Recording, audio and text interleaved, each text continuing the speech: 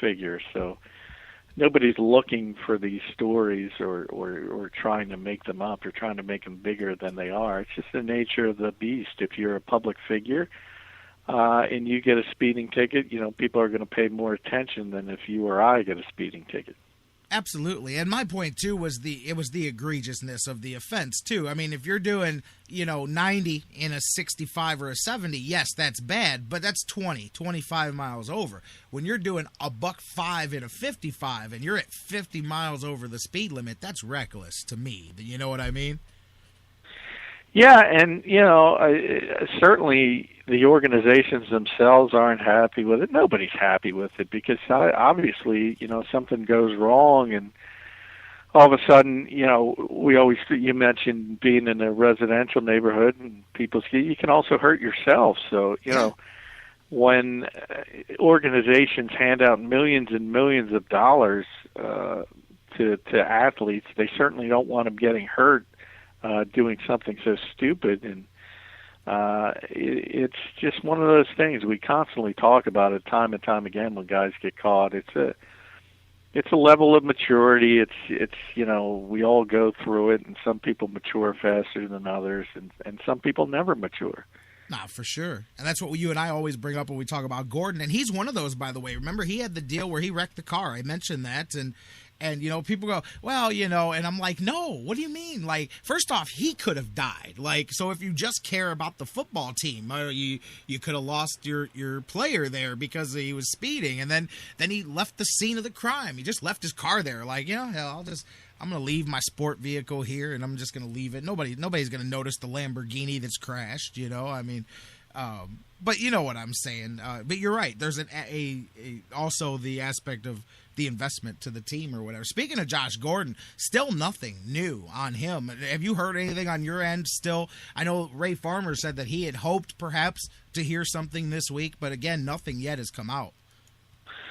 No, we're 8 days out now, so there is no news, no updates, no rulings. Obviously, Harold Henderson was the hearing officer, and basically the only language in the CBA is that the ruling has to come within a reasonable time, is the term, and but that's not concrete. And one of the issues we always talk about with these policies is the fact that there really is such the language is not clear on so many aspects of it, and this is just another example because obviously there's talk going on behind the scenes. There's to me there's no question about that because there's no real reason that this would have been hung up as long as it has been if there's no negotiation going on behind the scenes, because it's pretty clear cut as far as the penalty goes. So the fact that things keep moving on without a reconciliation, I think that speaks well to the fact that Josh Gordon may be on the field for at least some games this season. Again, though, I think people who are excited by that, and I understand it in the football sense, obviously I understand it. Oh, yeah. I think it might be a little short-sighted because I don't think it's necessarily going to help him as an individual. I don't necessarily think it's going to help the Cleveland Browns in the long term because, again, we're talking about a guy who has shown no evidence that he gets it to this point. So I think if he keeps getting off or getting chances because of technicalities, I'm not sure that's the best thing for him. And I know that's hard for people to take. I know it's let's face it, fans want to see their football team win, and that's basically the only answer for a fan is they want wins on Sunday, and that's it. And they don't care how they get there. So I realize it's tough to look past that and say, maybe this will help the Browns 2 or 3 years down the line if this guy can clean up his act. Whereas if you make excuses for him, he's gonna have the mentality I could beat anything and continue to do what he's been doing. That's at least how I look at it and how I would take it. And talking about that, misconceptions of the possible punishment. Real quick, I want to go back because you and I talked last week, and I was on a different page than you, but I'm pretty sure that I was right, and I went and checked. We were talking about, let's assume nothing changes and they uphold the suspension. I brought up that it would affect next year's training camp. You were going under the 16-game suspension, but I had believed that according to the CBA, it was a calendar year. And yeah, you're right. It is a calendar year. I did check that myself. So it is a calendar year. So as long as this goes on, what are we now? August 13th, yeah. So if it came down today, he would be gone until August 13th of next year. Yep. So yeah, you were kudos to you on that. Other suspensions for games, they're obviously for games. The calendar year suspension is the year suspension is a calendar year. So you were correct on that. But that hurts to me even worse, because even if in your worst case they say we're not going to listen to your appeal, we're going to keep the suspension, by everything dragging here into training camp the way it did, you've now, whether intentionally or unintentionally, you have now affected preparations for next season perhaps, which just speaks to this whole process. If I were them in the CBA, I would perhaps attach more time limits to some of these things and make it where teams in general, even if it's because of an appeal, it's still, even if it's Josh Gordon's appeal, it still is negatively affecting the Browns to have to wait it out. And just whether it's the Browns, the 49ers, whatever the team is, I would think that teams would not want to be in the Browns' shoes come another season. Well, you have to understand that the teams, the players themselves, their agents, their representation, they have more information than we have. They're in the behind-the-scenes aspects of it, and to me, it's pretty clear something is going on here. As I said, there's some negotiation, there's something mucking this up, at least as far as the suspension goes. So whether you believe it was a testing issue, which some have questioned, whether you believe it's secondhand smoke, there's been so many rumors out there of what tact Josh Gordon's camp has taken in this aspect of it. And then you look at the past history. News leaked out that one of his past indiscretions was for codeine, not for marijuana.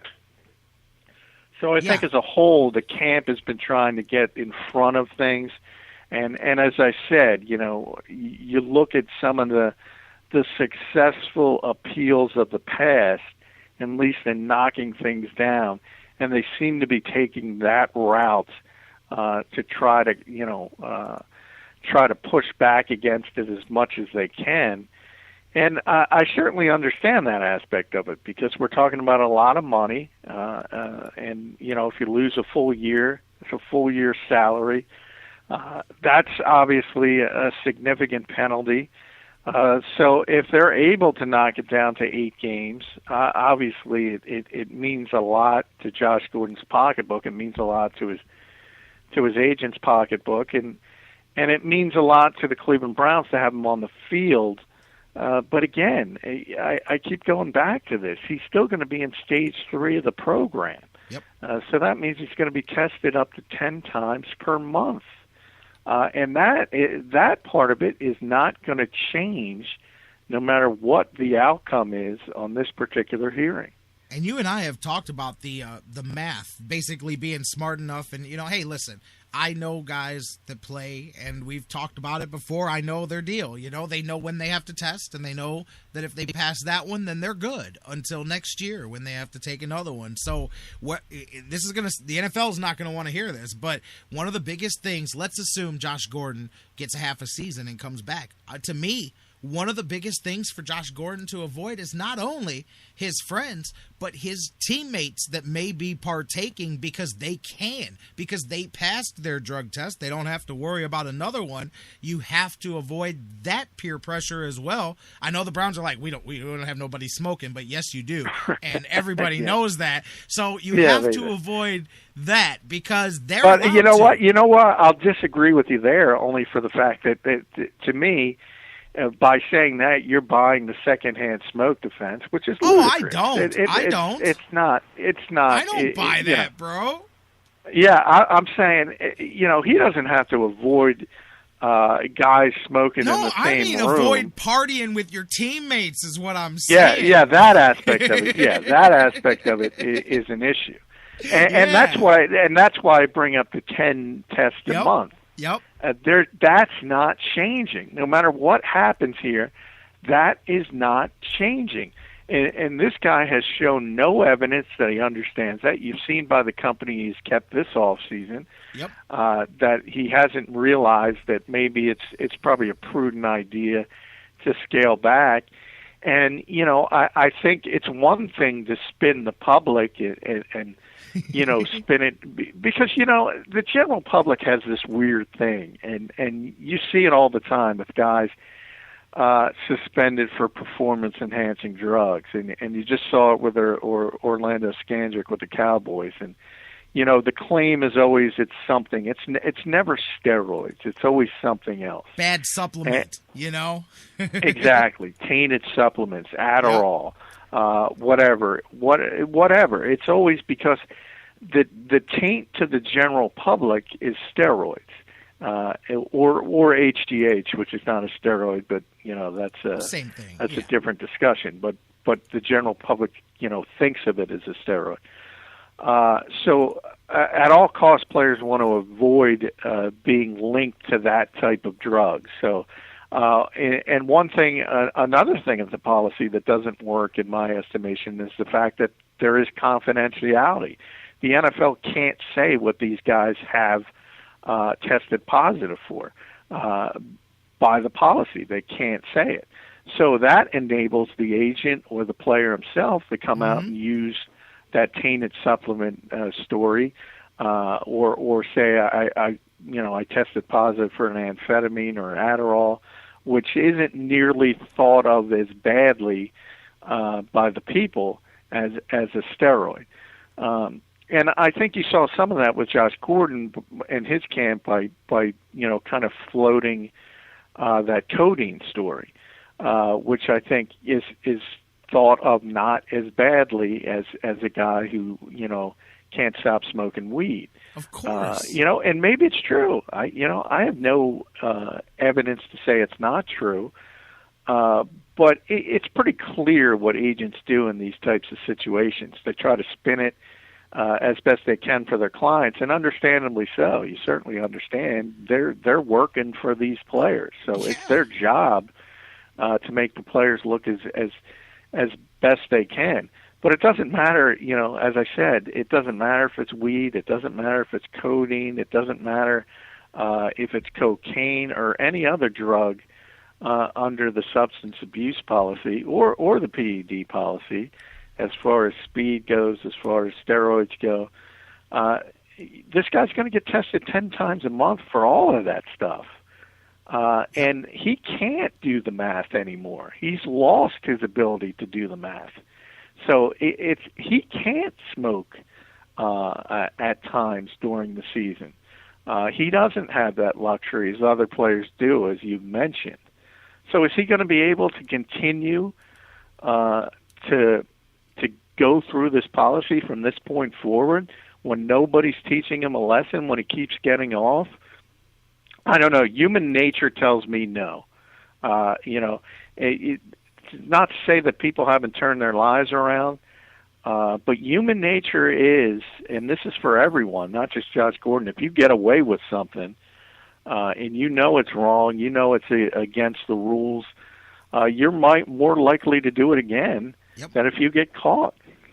Yep. And the cough syrup, that's funny because that became a pretty popular one. And I'm like, come on, man. People are buying this left and right. Like, yeah, it's a shame that guy took too much of the wrong cough syrup. He just had a cold. And I'm like, I guess if you wanna believe that, but if you really believe that the NFL is tossing dudes to the curb, because they took the wrong cough syrup. Now, granted, occasionally it does happen. I do know how the drug testing works, and you're responsible for anything you put in your body. I do know, guys, legitimately, some MMA friends of mine, some different guys who have failed tests legitimately because of things that were in supplements.